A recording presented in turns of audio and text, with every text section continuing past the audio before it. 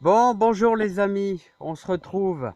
Alors vous voyez, on a parlé beaucoup là sur le deuxième jardin, là où on fait plutôt les pommes de terre, ou est-ce qu'on fait plutôt, d'habitude je fais les échalotes aussi là-bas, là, mais de l'autre côté je fais plutôt poireaux, pommes de terre, il y a un tout petit peu de tomates, bon, je fais plutôt aussi des carottes et des radis.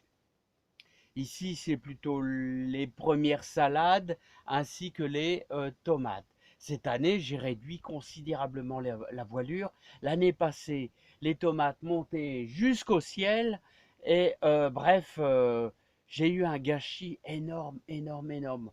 On a fait le maximum qu'on a mis au congélateur et tout, mais j'avais fait plus de, allez, 35 à 40 pieds de tomates.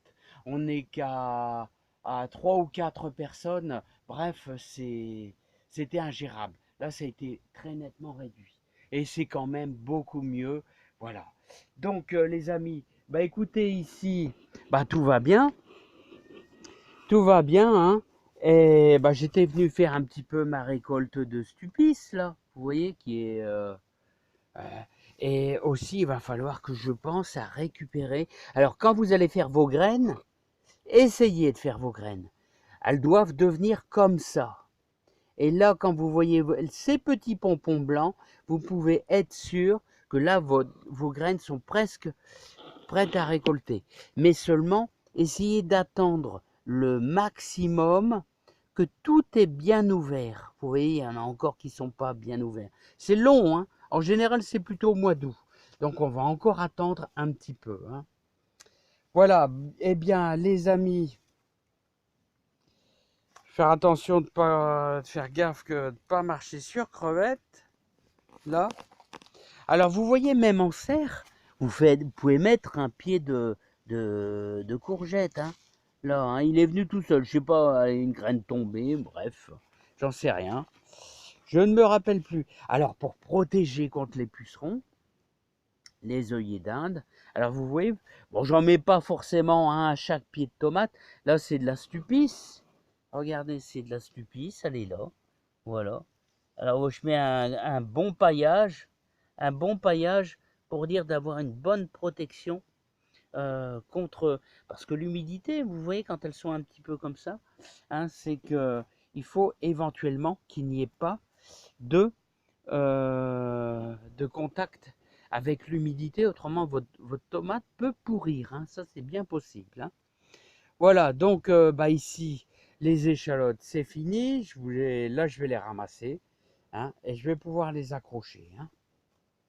Alors ça, vous voyez, ça c'est de la cœur de bœuf Rifred. Alors vous avez des gros modèles, là, regardez, très très gros modèles. Là, et je vais pouvoir bientôt penser à récolter celle-ci. Là, il y en a encore un petit. Oh, je vais la laisser encore un petit peu, hein. Ouais, les amis, bah, j'étais venu chercher un petit peu d'haricots verts. Là, ici, parce que c'est ceux que j'ai semés. Regardez, il y a des beaux spécimens, hein.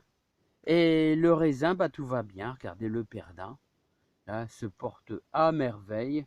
Alors, ce qui est bien, ce raisin perdin, c'est que vous n'avez vraiment aucun entretien. Un petit taillage, c'est tout, hein, taille d'été, c'est-à-dire vous coupez toutes les ramifications, mais ça revient toujours, hein. À chaque fois, vous avez d'autres ramifications qui prennent le relais, mais même si vous laissez beaucoup de ramifications, c'est pas grave, hein. C'est pas gênant du tout, hein. Voilà les amis. Alors vous voyez les amis, on parle toujours des gourmands.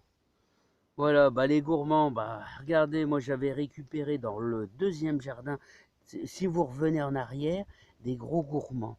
Autrement dit, les petites tiges, les petites ramifications qui poussent, vous voyez, entre les feuilles. Voilà, voilà un minuscule gourmand qui peut devenir très grand. Voilà. Et bah quand vous les coupez, qui sont bien gros, voilà, bah vous faites des boutures et vous obtenez un pied de tomate. Ça se bouture très facilement. Ça, c'est pour la petite remarque pour les débutants, hein. Voilà, bah là il y a encore et toujours des haricots verts.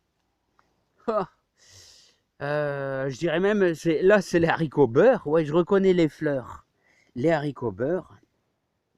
Alors, pour les débutants, n'oubliez pas que pour que le haricot vert ou le haricot beurre devienne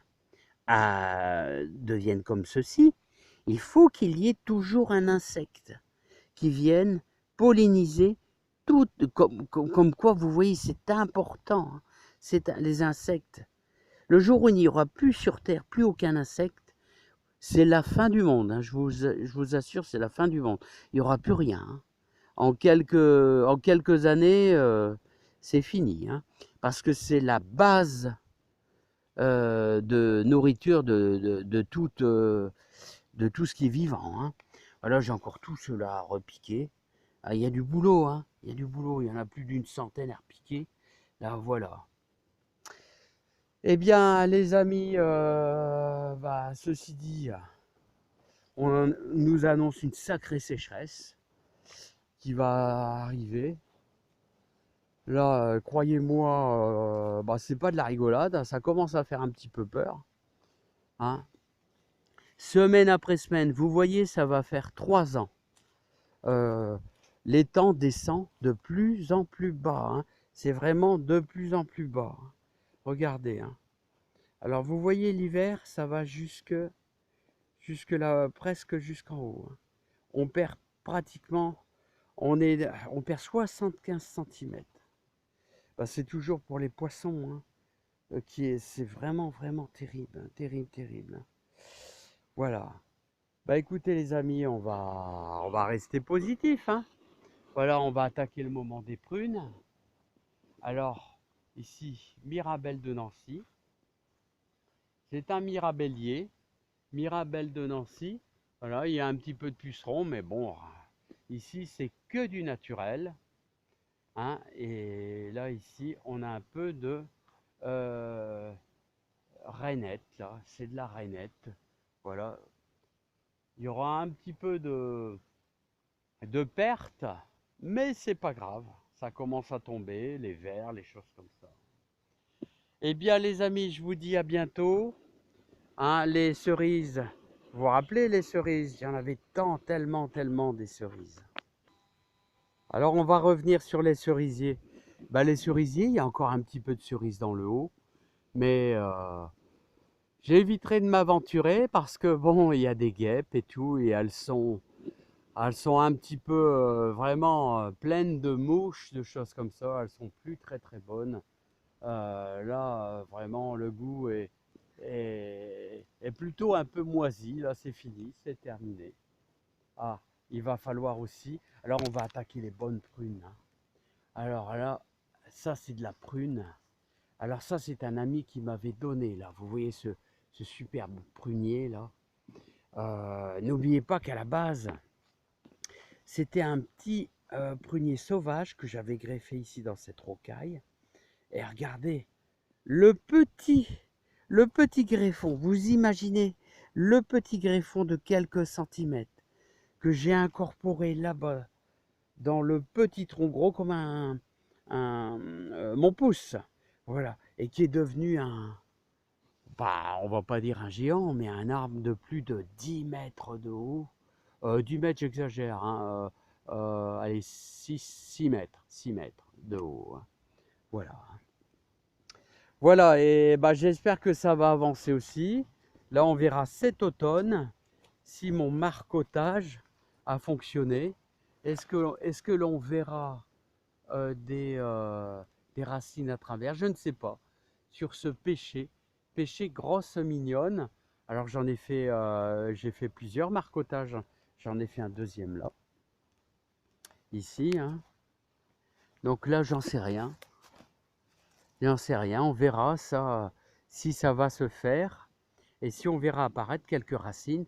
Et là, quand on verra apparaître quelques racines, bien sûr, on coupera la branche mère qui alimente cette branche, on la coupera là, et on aura multiplié d'une façon originale notre pêcher, hein. Parce que celui-ci, voyez, il a une paire d'années. Là, j'ai fait la même chose. Alors j'essaye, vous voyez, c'est des bouteilles d'eau renversées et on avait mis de la terre très très humide. Voilà, c'est du marcottage aérien. Pêcher grosse mignonne, hein. Bon, voilà. Alors, ah ouais, ouais, ouais, ouais, ouais. Le persil, les graines de persil se forment. Il y a un petit peu d'herbe avec, mais rien de plus naturel. Toujours penser au naturel, c'est important, hein. Alors, vous voyez, les graines de persil se forment.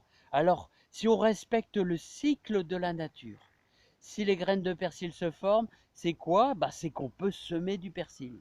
Donc, vous pouvez semer du persil à n'importe quel moment, en ce moment. Voilà, faites pas attention à la lune, allez-y. Bon, ceci dit, les amis, moi je vous embrasse bien fort, je vous souhaite plein de bonnes choses, faites un beau jardin, et on se retrouve une prochaine fois avec grand plaisir. Et n'hésitez pas, on est là pour s'entraider dans le jardin. À bientôt. Bye bye.